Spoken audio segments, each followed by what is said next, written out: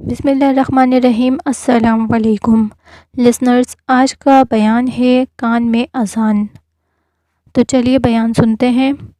بیٹی کی پیدائش پر غم زدہ ہونے کے بجائے خوشی کا اظہار کرنے کے بعد سب سے پہلا کام یہ کرنا چاہیے کہ اس کے کانوں میں اللہ عز و جل اور رسول اللہ صلی اللہ علیہ وسلم کی فرما برداری کا پیغام اذان و اقامت کی صورت میں پہنچا دیا جائے، تاکہ اس کی روح نور توحید سے منور اور دل عشق مصطفیٰ کی شمع سے فروزہ روشن ہو جائے۔ ایسا کرنا مستحب اور سنت سے ثابت ہے۔ چنانچہ جب بچہ پیدا ہوتا ہے تو مستحب یہ ہے کہ اس کے کان میں اذان و اقامت کہی جائے۔ اذان کہنے سے انشاءاللہ عز و جل بلائیں دور ہو جائیں گی۔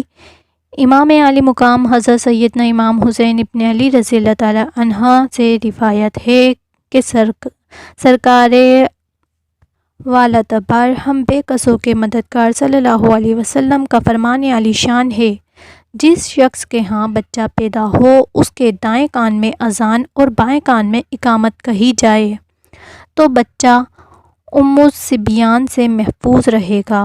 الصبیان کے متعلق عاشقوں کے امام اہل سنت مجدد دین ملت پروانہ شمع رسالت عاشق ماہ نبوت مولانا شاہ امام احمد رضا خان علیہ رحمۃ الرحمن فرماتے ہیں، بہت خبیث بلا ہے اور اسی کو الصبیان کہتے ہیں، اگر بچوں کو ہو ورنہ سرہ مرگی